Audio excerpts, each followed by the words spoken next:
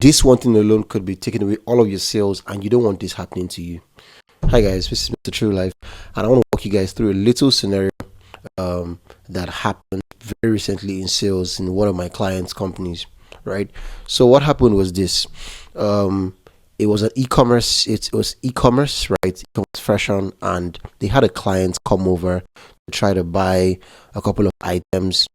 But in the midst of the transaction, they realized that the client realized that what he wanted to get wasn't what they were offering, right? Or he didn't like the way the item looked in real life, right? Because he decided to come physically to their store and then purchase the item and all of that. So he didn't like what he saw, and he had paid already. So it was just to pick them up, and then leave. So what happened was he took the items and he left, went to go try them out, even went home. And hours later, he started calling back like, "Oh, I don't understand what's going on. I don't like these items. I don't like what I see. This is not what I ordered for." So it became like a case of like what I ordered versus what I got. Do you understand? Yeah, it became something like that. So he then started calling back. He was calling back all the phones. He didn't like this. What was going on? That no one was attending to him. And here's the thing: the store attendant was a bit inexperienced, right? I must say, yeah. So they were scared, like, what are they gonna do? And then the owner had to start talking to him, and then so the guy got 3 items, and he was like, "I'm returning all 3. I don't want this. I don't want this. This wasn't what I ordered for. It doesn't look exactly like what I ordered for." Right? And they're having a back and forth. That was the first mistake. They're having a back and forth like, "Oh, I need this stuff. I told you I wanted this, and I have to wear it like tomorrow or stuff. But this is not what I ordered for. I don't like the way this looks."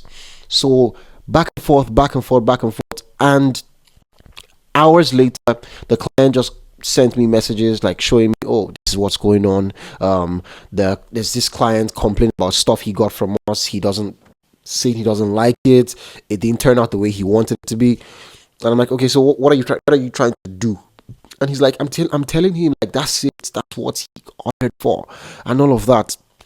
And I'm like, "Yo, this is just hours, right? Of course you have a return or a refund policy, but this guy is telling you that this is not what he wants. He has every right to come back, like take his money and all of that." So what happens next is they're having a back and forth, and I'm like, "Oh, you have to sort this out." And he's like, "Oh no, that's what I did. I gave him the stuff already. He should have told us, and this and that, yada yada." And we just let it go, right? Then the next day, apparently, the client is calling again. He's calling seriously, like, "I'm coming back. I'm bringing this stuff. I already told you. This is not what I want. I want you to give me exactly what I want." Right? Then the business owner calls me. And he's like, yo, can you help me speak to this guy? I don't know what he's saying. I've told him this is what it is, and this is how it can go. And I'm like, "Okay, let me speak to this guy." So, like an hour later, a call comes in, and I'm transferred, taken to the call, and I'm taking the place of the business owner. You get me?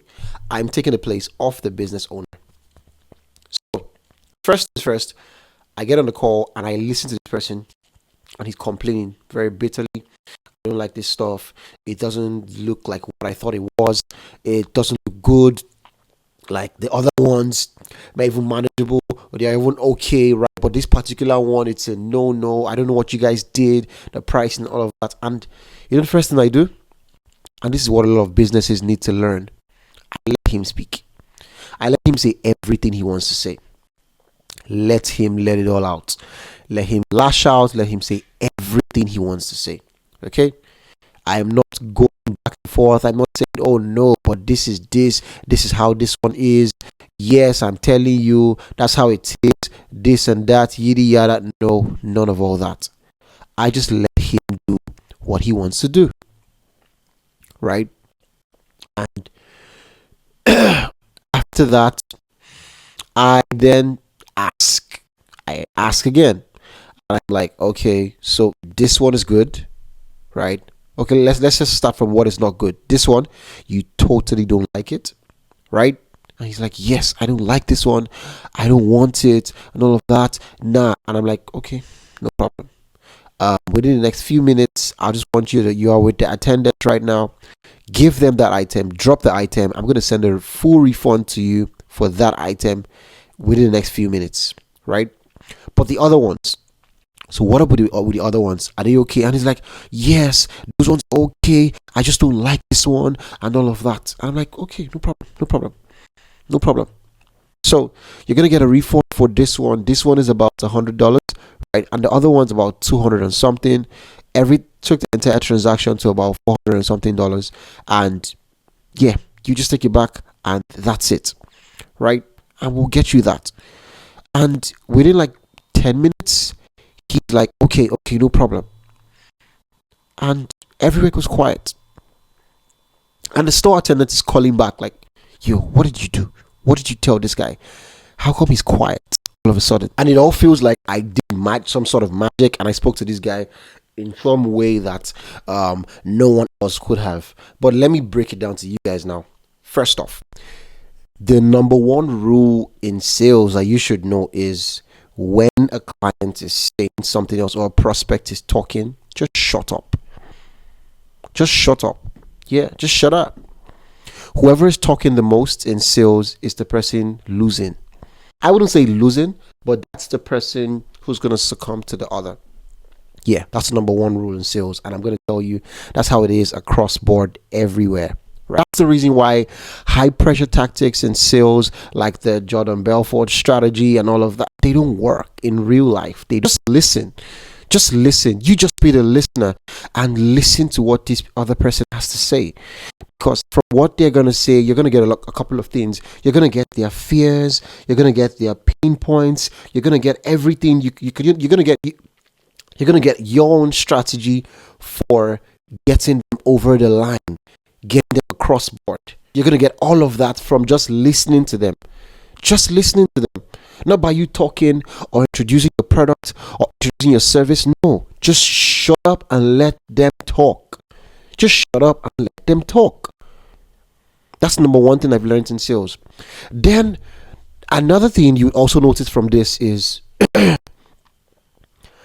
I made it a me and him versus the problem.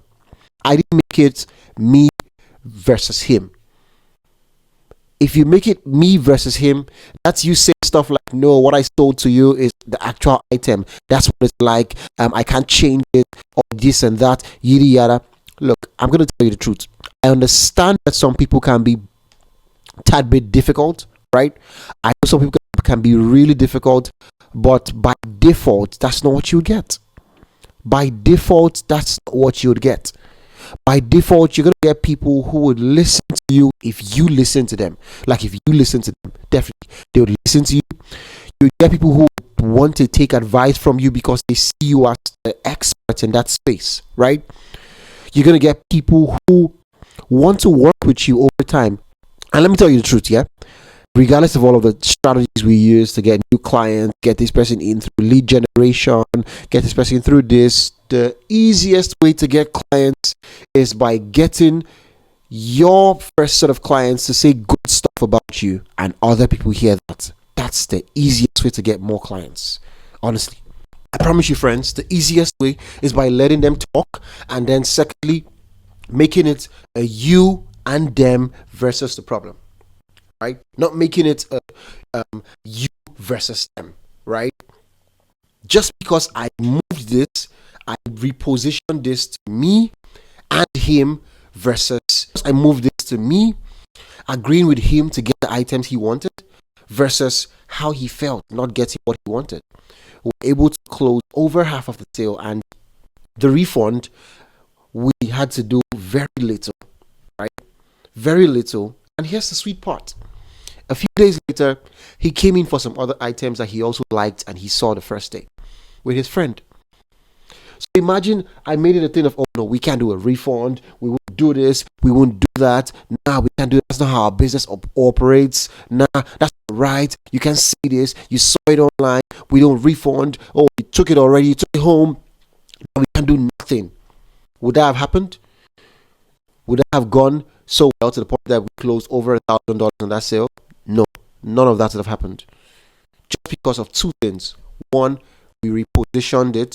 First, we just shut up. We shut the fuck up and we let him talk. We literally shut the fuck up and let him talk, which is the most important part. We listened to everything he had to say and we picked the important points. That one of the items didn't look like what he wanted. The fact that the other items were very okay. He even liked one of them. I wanted to pick another one. We rephrased all of those and said them back to him. Right? And then he was like, yes, that's what I said. Because that's what he said. And this is one thing most of you don't do. What you need to start doing now. Then secondly, we made this we and him versus the problem. Not me versus him. Okay? And the store attendants were like, how did you do this? He was so difficult and all of that. But he ended up just dropping only one and he left. Like, they never thought anything good could come out of that transaction. They thought like it was just a waste of time. The guy was being very difficult and he was going to go after buying everything and just take his money back. Right? So the minute you reposition your offer, reposition your product, or you package it as you and them versus the problem, you and them working together against the problem they have told you already, what they have told you they faced, right? That becomes a win-win for you both. And I'm going to be giving so many instances on this page because this is a page that's going to be discussing everything: sales, growth marketing, products, AI. Yeah. But I just had to come put this out there. So most of you losing sales, losing 100% of your sales, losing 80% of your sales, know how to fix this. A client comes in and you have a $2,000 transaction and they want a refund because a part of it doesn't seem or it's not so good for them. Don't fight it. Don't fight it. Don't fight it. Refund for what you need to refund for. Serve them excellently for the rest and just know that the best is coming. Because the best is actually coming. It is coming. It is coming. It is. Look at how a transaction of $400 would have gone to. It would have gone one of two ways. It would have gone to zero, or it would have gone to $1,000, and it went the other way. So I want you to learn these two rules today. Learn them today. Learn them in everything you do. So the third thing I want you to know: serve to the best of your ability. So you got the first rule. You got the second rule. The third one: serve to the best of your ability. Even if you lose the entire sale, stay polite, stay grounded. Don't exchange words. You don't do that. You're a big company. You're building yourself up to being a big company. You don't lose sales for things like that. No, don't. You don't let yourself lose sales for things like that. You're too big a company. There's too much at stake. There's too much at stake for you to lose sales to angry customers. And I know it's not going to be easy because you're going to meet toxic people. You're going to meet crazy people. But don't let that make you lose your cool. Nah. Don't. It could go one of two ways. You could do a full refund and lose a prospect, a customer, or someone who would have worked with you for 3 years. Or you get a loyal customer for life and believes that regardless of what happens, you can fix their problem. Which would you rather have? I personally would have the second. Personally. And I'm sure you think the same about this too. So I just had to come on here to let you guys know that we're going to go into a sales series pretty soon, but a couple of marketing videos we have to get out of the way first. I just wanted to let you guys know this. Don't forget to bet on yourself. This is MrTrillLife. I'll see you guys in the next video.